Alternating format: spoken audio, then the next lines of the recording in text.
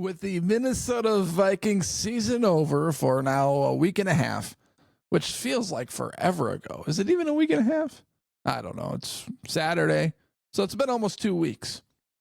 Offseason speculation continues. Sam Darnold, where is he playing next year? Speculation is going off the charts. And so much draft talk already. Offseason needs, biggest priorities. All of those things are coming up on a different podcast episode. But today on this show, we are going to do some investigative journalism on Sam Darnold, and we're going to take a look at his tendencies in the past when he went from one team to another, because he might be leaving some breadcrumbs. If you've ever seen iRobot, breadcrumbs, Sam Darnold might be leaving some breadcrumbs to the Minnesota Vikings fan base and other fan bases around the country that might give some detail on his next destination in the NFL.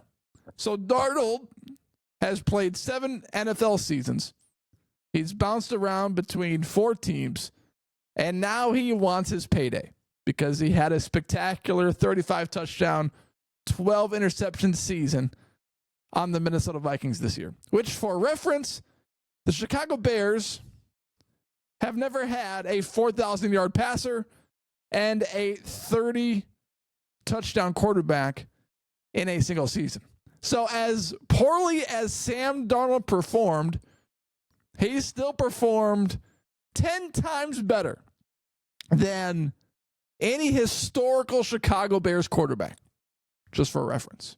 But Sam Darnold wrote a letter on his Instagram page. And let's just read what it says. Year 7. So grateful for my teammates, coaches, and the entire organization. We created memories and relationships that will last a lifetime. And we got to do it in front of the best fan base in the world. Now, there's a few things that catch my attention in Sam Darnold's short message to the Minnesota Vikings organization and the fan base. One says, we created memories and relationships that will last a lifetime. And we got to do it in front of the best fan base in the world. There's 2 things that catch my eye in that single sentence alone. Number one, when it says, we created memories and relationships, that seems kind of reflective on something that happened and won't happen again.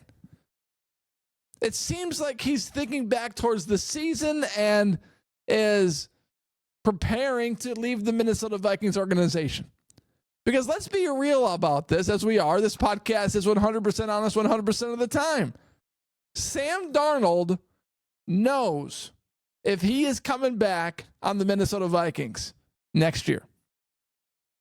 During his walkout meeting with the organization, with the head coach and general manager, they told them their plans of either franchise tagging him, letting him walk in free agency and giving him his big payday, signing him to a 2-3 year contract. Darnold already knows where his potential destinations are next season, whether that's with the Minnesota Vikings or with the Raiders, with the Giants, or some other franchise in the NFL. Maybe the 49ers. So this message seems very reflective to me. And it's almost a message that a professional athlete would take out and put in the newspaper, thanking their fan base and paying for that and putting it on the front cover. That's how this looks to me. This doesn't just look like a year 7, a fun year, glad we made a run, glad we won 14 games, can't wait to do it again next year. There's no can't wait to do it again next year. It seems very much like a post that is kind of like a see you later, thank you for the memories. And At the end, he says, in front of the best fan base in the world. I actually think he believes that because this is the first fan base that rallied behind Sam Darnold in his entire NFL career. The Jets, after a year or two, year and a half, despised him. The Panthers didn't want him. The 49ers, not intrigued. And the Minnesota Vikings, remember earlier in the year when Sam Darnold had his first injury scare in like week 3 or week 4 or week 5? And it must have been week 3 or week 4 because week 5 was in London. And the entire Minnesota Vikings fan base at US Bank Stadium went dead silent because they were nervous and scared that Sam Darnold would not return into the ballgame. Darnold was beloved by the Minnesota Vikings fan base during the season more than he's ever been loved by any other franchise in the NFL. So when he says the best fan base in the world, I actually believe that right now he believes that. Maybe next year he goes to the Raiders, wins a bunch of games, calls them the best fan base in the world. Or maybe he goes somewhere else. Maybe it is the Raiders. He stinks. Fan base hates him. And he's still going to call the Minnesota Vikings fan base the best fan base in the world because of his experience during the 14-win season. Now, during the investigative part of this podcast, Sam Darnold in year 5 posted something similar when he was a part of the Carolina Panthers organization. Said this, year 5 in the books, great memories with even better people that I will cherish forever. Hashtag keep pounding. In year 5, he was with the Carolina Panthers. In year 6, he is with the San Francisco 49ers. So that was practically Sam Darnold's goodbye message to the Carolina Panthers organization and fan base. Great memories with even better people that I'll cherish forever. That's very reflective. That's very thinking about the past, not necessarily next year with the same organization and players. You know, year 6, he did not thank the 49ers organization.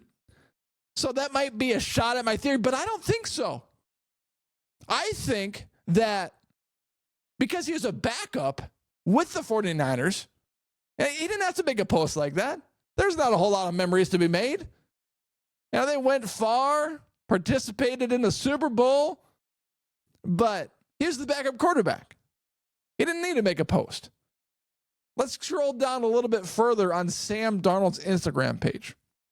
Let's go down to year 3. Year 3. Sam Darnold, drafted by the Jets, and played 3 seasons with the New York Jets. And again, the year he left an organization, he made a similar post. Year 3, so much to learn from and so many great teammates I grew closer with along the way. Not the season we envisioned, but shared moments with people that I'll never forget. Only up from here. Now that one doesn't seem as reflective or as past oriented, but it does a little bit. And it sort of mimics the tone from his year 5 message, goodbye to the Carolina Panthers, and his year 7 message to the Minnesota Vikings. So all signs and messages and conspiracies are pointing towards, and investigative journalism, are pointing towards Sam Darnold leaving the Minnesota Vikings organization and becoming a part of a different organization. Plus, the Score North boys at Purple Daily, phenomenal pod. We've got a ton of subscribers, a bunch of listeners. During one of their episodes recently, one of the listeners wrote an email and said he was flying on a plane, and guess who was on that plane with him to Las Vegas? Sure enough, Sam Darnold.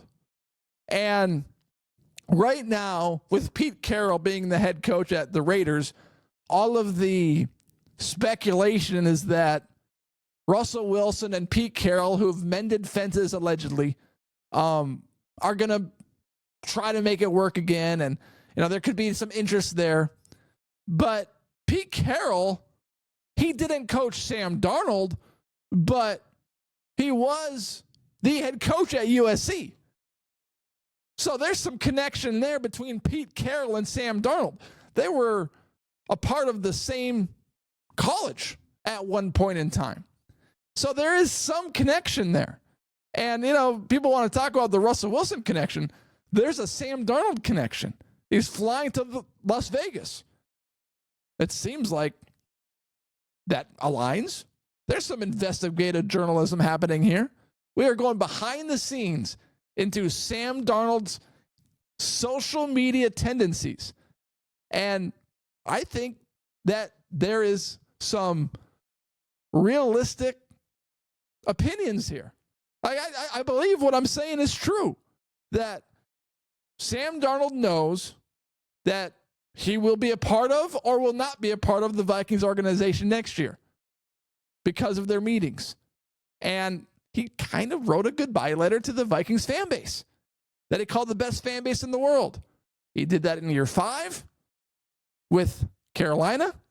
He did it in year 3 with the New York Jets. Kind of seems important. And it kind of seems like a tendency from Sam Darnold. So that's my take. Thank you for watching. Thank you for listening. Hit that subscribe button wherever you're watching. You're watching on YouTube. And wherever you're listening, Apple or Spotify, rate, review, follow the show. Everyone, thank you for making this podcast a part of your day and for going on this podcasting journey with me.